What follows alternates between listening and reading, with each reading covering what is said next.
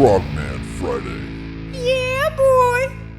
What's up, everyone? Welcome to Frogman Friday. Ryan Birdman Parrott. Today, our badass guest is Mike Ritland.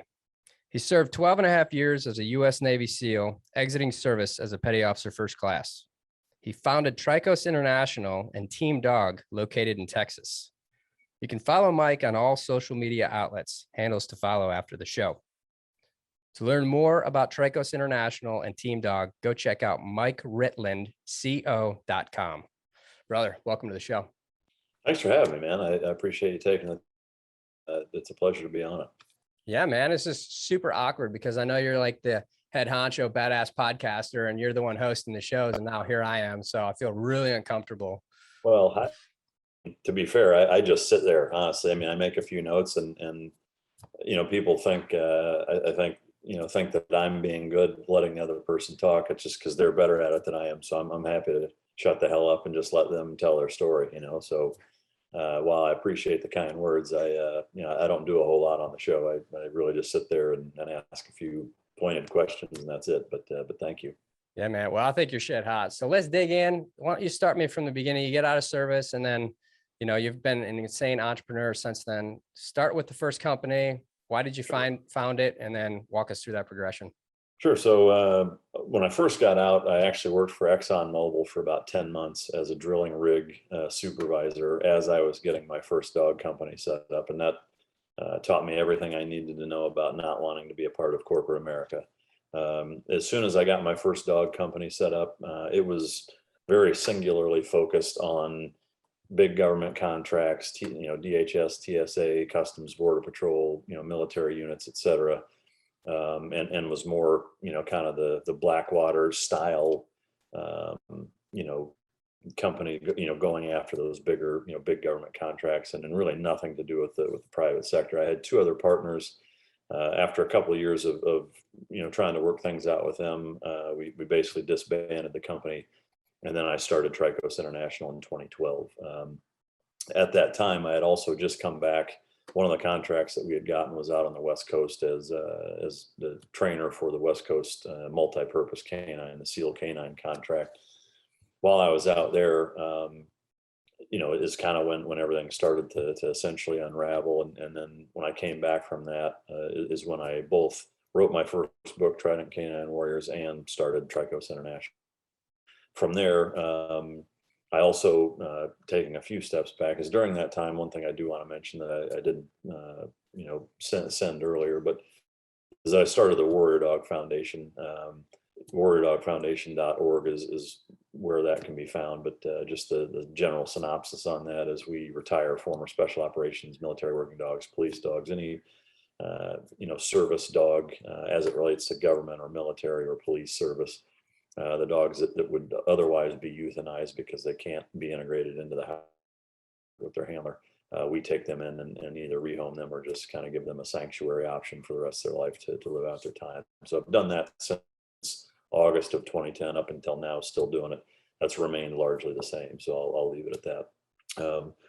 In terms of Trikos International, it started out, and because what I had come from is focusing on the military and police style dogs, I started out doing some of that as well as writing the book and doing some book tours and signings and events and things like that. And in meeting people, I started to get more and more requests for personal protection dogs.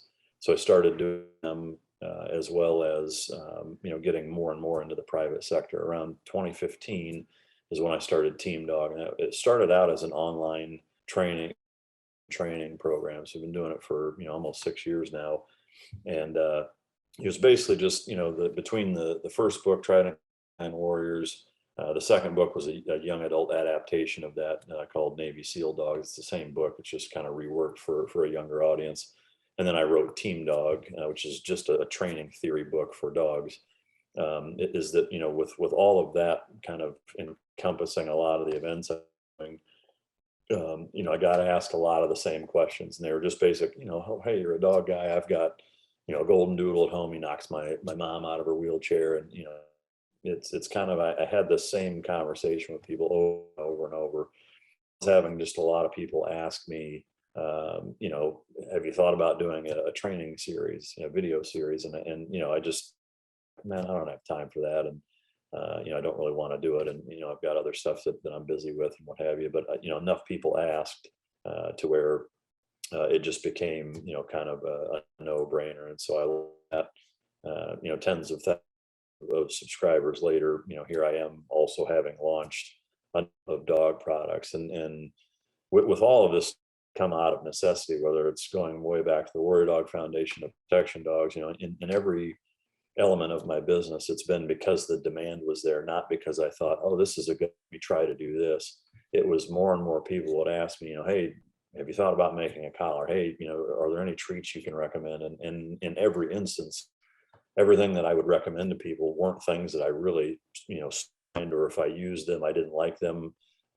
There's a lot of things I would do differently with them. And so with each of these products, whether it's the dog crates, the collars, the leashes, the food, the treats, the online training, every one of those elements of the business are ones that I've essentially created, or collaborated with a manager to make something different from what they're already making, kind of to my spec, so that it'll be, something that I actually use. Because you see a lot of influencers out there that say, oh, I tried such and such, and they don't really fucking use it.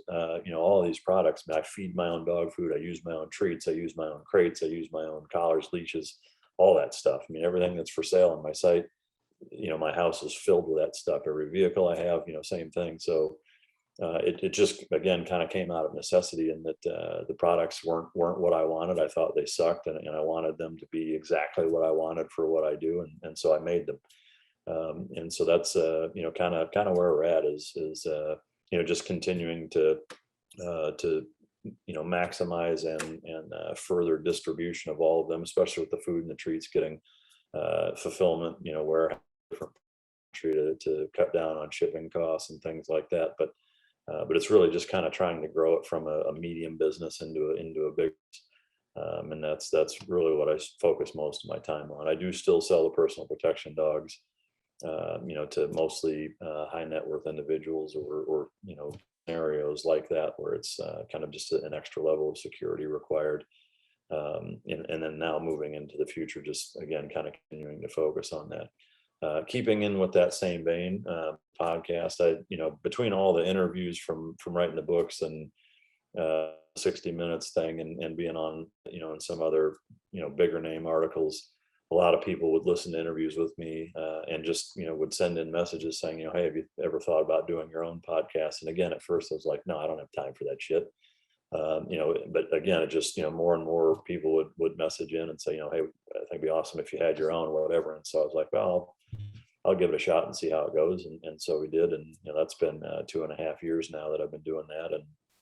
And it's gone really well, been a really neat project for me, both, primarily just to be able to sit down with some truly remarkable people and get their story out, and provide some kind of platform for them to tell their story. People that just have, something out of a movie script, stories that span, frankly, a pretty wide swath of variance in terms of subject and matter and title, and just all different types of walks of life that have done some pretty amazing stuff. It's really be able to sit down with them in person time, asking them whatever I want to ask, and that seems to resonate well with the audience. So going to continue to do that. I just leased a studio that's not far from, and put a ton of renovations into it to make it a legitimate standalone studio, and not just doing it out of a house or in a spare office space or whatever. And so it's a fully dedicated deal. So we're getting into where it's pretty well set up the way that I want. So I'll start doing more of those episodes here later this year. But like I said, it's been a really neat project. That's pretty much the gist of everything I have going on, and just looking to continue to do that, and continue to grow each of the different aspects of business until ultimately, it's kind of where I want it to be. But. You've done this before. That's a lot of information. So let me ask you a question, because it all seems to circle around dogs. Why are dogs so important to you? What really kicked that off? So for me, I grew up in Northern Iowa with a black lab named Bud, super original name. And it was just, I was hooked. I think some people are I think most people are dog people. But there's some people that are just nut jobs about it. And I was that, even as a 12-year-old kid, I was just infatuated with dogs, and not, the normal stuff that most kids are like, oh, look, look how fast he can run, or I like to, pet him, take him for a walk, whatever. Like, I would marvel at their olfactory abilities. Like, if I was walking him in the wintertime, and he'd be using his nose and snaking back and forth and coming odor, and then dig, 8 inches down and find like a Taco Bell wrapper or something. We're watching him dive into half frozen ponds, and not get cold, and break through, really thorny brush, and just bust right through it. And I marveled at their capabilities, even at a young age, that would translate later, obviously not knowing it at the time, but that it was fascinating to see what they were capable of, as well as the companionship aspect. I mean, I was a total dork in junior high and high school. I mean, I still am, but I didn't have a ton of friends, and so, that was kind of my solace coming home, especially in junior high. I mean, I got messed with all the time and picked on by a lot of kids. I was really small when I was younger. I didn't grow up to be even normal height until I was about a junior in high school. I was in the 4'10" to 5'4" range that entire time, and it was just a run. So I got messed with all the time, and that was like the one thing that I looked forward to, as I would come home, and would be miserable, and crying or upset, or feeling like everybody hated me or whatever. And I'd come home, and here's this dog with his tail wagging, licking my face, and wanted to go for a walk, and didn't treat me like an asshole like everybody at school did. And so for me, it was a really, really tight bond I had with this dog. And then when I came into the military, for that first, half of my time in that first 5, 6 years, I didn't have a dog, obviously, being on deployments and stuff, not married, just, it didn't make sense to even try to have a dog. But once I got married, and we had a place, and got a couple of dogs, and for a few years I got into hog dogs, catch dogs, etc., and learned a lot animal husbandry wise from there, that I actually still use today, whether it's just conditioning, antibiotic therapies, veterinary protocols, breeding theory, and genetic theory, things like that that are constant, irrespective of breed or working discipline. It's all kind of the same theories and principles that you apply. And then when we were in Iraq, we were up in Tikrit, and there were some Marines that had a bomb dog there, a single purpose bomb dog that I wasn't even there for it. I just, it was one of those, like, heard through the grapevine things that this dog had alerted on a grenade booby trap inside of a little like hole in the ground cave complex kind of thing. And for me, it was just, that was the light switch moment where I was like, holy shit, why we've done that a million times. We've never had a dog with us. Why are we not using dogs? And then from then, I just couldn't get enough of it. Researched everything I could, and trained with police departments if they were having, if they would have volunteers, or go to seminars with civilian sport clubs, or whatever. And then I just started importing dogs. I mean, really not knowing what I'm doing, like finding people that were importing dogs from Holland, and importing them, and bringing in these ass eaters that I was just like, Jesus Christ, what did I get myself into? And drinking from a fire hose, trying to learn, and did. And then fast forward into 2009, I started the first company, and haven't looked back since. So I didn't go to school for business. I don't have a master's or a doctorate in canine psychology from all the best universities in the world. 95% of my training is on the job training. A lot of it has been learning the hard way.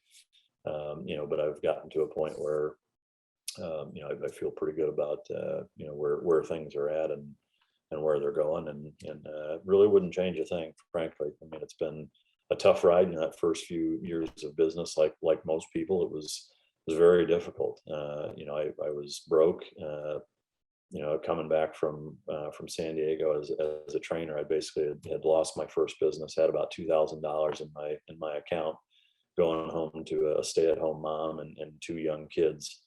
And a mortgage and bills and everything else, and really didn't know what the hell I was going to do, and so that's a humbling experience, but also one that teaches you a lot about not just yourself, but what is capable if you really put your nose down, and decide that like, just like we all learn in training, is that failure isn't an option. It's not part of the deal. And I'm very thankful and grateful for my time in the SEAL teams and the men that I had the pleasure of serving and working with.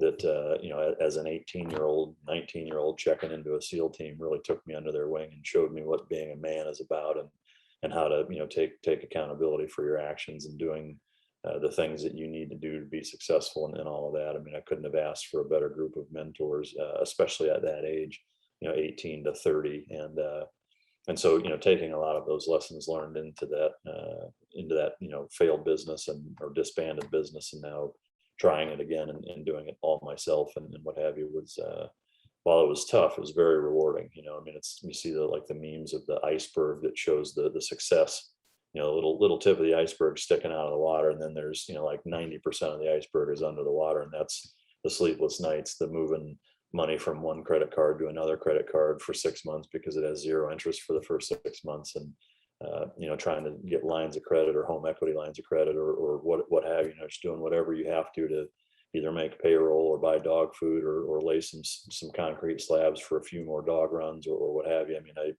for years it was tough. It was a struggle. I had to do pretty much everything myself until I could afford to hire one part-time employee and then full-time. And now I've got 15 full-time employees and multiple different elements to the business that are all over the country, and I just never gave up and just kept hammering it out, and here we are. So it's been a really, really neat experience, and one that like I said, even as hard as it was for that first 4, 5, 6 years, I wouldn't change it because I learned way more than I would ever learn in business school. But, It's true, man. I'll tell you what, so when I was in the tail end of my career in the SEAL teams, I got to do a couple of the assistant dog handler deals where just get to run the dogs and whatnot. And that's when I actually got to see the capabilities of these animals and was absolutely blown away, because you know how it goes. You get a couple pumps under your belt and then you think you're absolutely a Viking, you're invincible.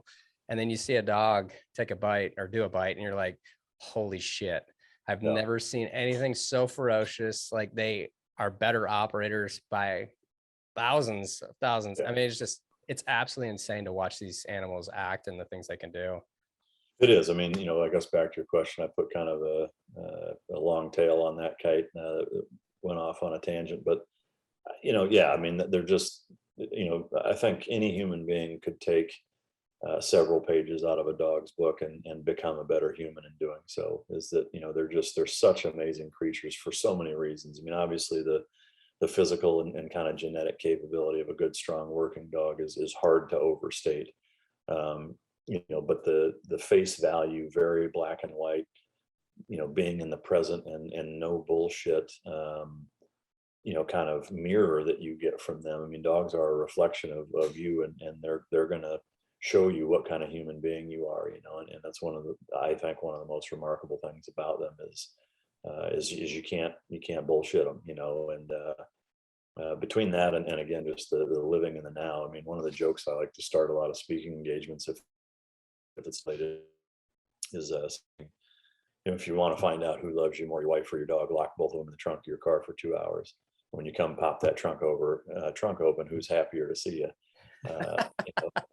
While it's a joke, it's absolutely true. Is that the dog would be like, dude, there you are. Like, it'd be all excited to see your wife slap the shit out of you, so but that does speak volumes to their mentality and how they live for right now all the time, and human beings are admittedly pretty terrible about that. They're either worried about the future or they're regretful about the past or what have you, and dogs are there's no water under the bridge. Like, they live on the bridge all the time, and it's a pretty neat mentality to see. So the training is very fun as well.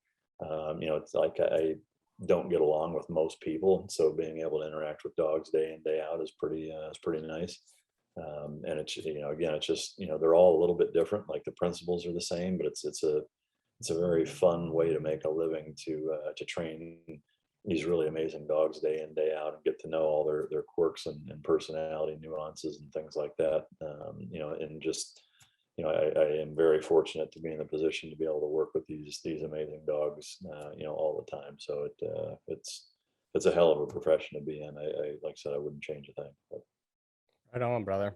Well, I know your time's a bit limited, so any last remarks you want to give to everybody? Just the big thing is the Warrior Dog Foundation. If you want to learn more about that, go to warriordogfoundation.org. I know you're going to do all the handles on the other stuff. If you want dog food, treats, or training, just go to mikeritlandco.com or just Google my name, and those sites will come right up as well. But I appreciate the hell out of you having me on. I think what you're doing with your foundation is amazing. And if there's anything that I can do, whether it's having you come on the show or whatever to help you with yours, please let me know how to do it, because I'd be honored to do so. I appreciate you, brother. Always good to see you, my man. And we'll be pushing the handles out and get this out there. So thanks for being on here, brother. Likewise, appreciate it.